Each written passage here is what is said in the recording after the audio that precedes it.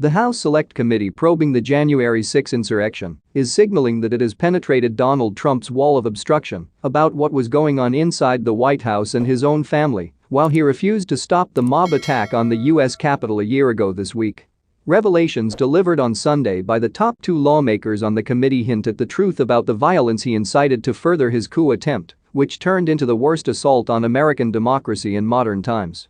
Committee Chairman Benny Thompson, a Democrat from Mississippi, said on CNN's State of the Union that the panel has significant testimony that shows the White House was told to do something as the crowd of Trump supporters fired up by his election fantasies smashed their way into the Capitol.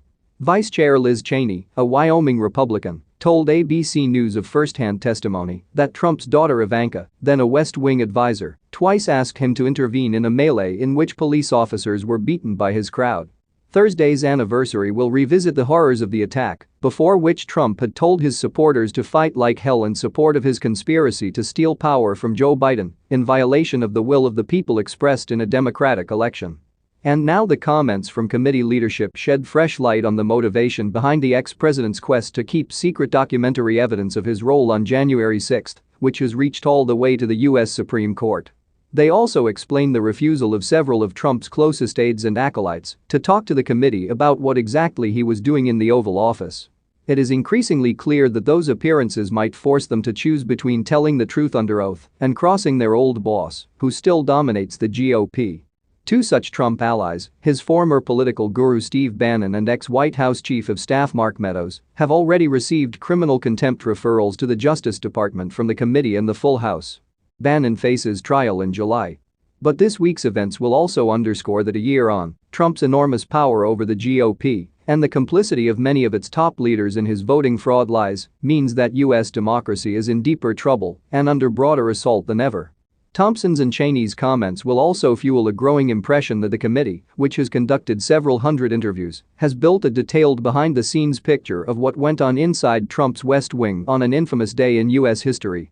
Some of that evidence has already emerged in journalistic accounts of what went on during the insurrection.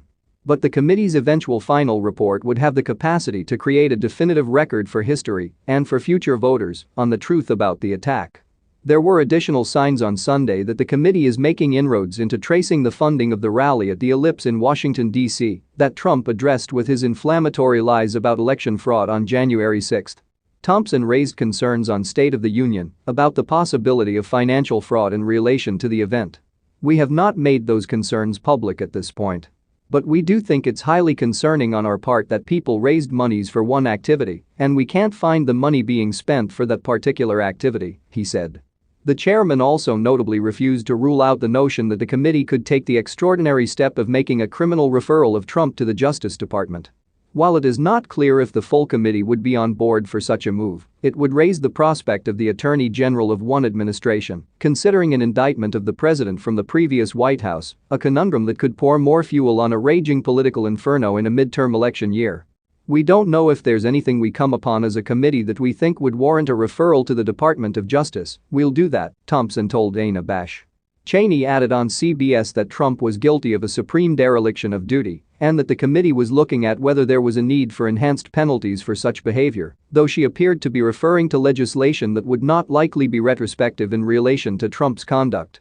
Cheney did, however, warn that Trump's conduct was so egregious that he should not be allowed anywhere near power again, as the former president considers a potential new tilt at the White House in 2024. "This is a man who has demonstrated that he's at war with the rule of law. He's demonstrated that he's willing to blow through every guardrail of democracy," Cheney said on CBS News' Face the Nation on Sunday. "And he can never be anywhere near the Oval Office."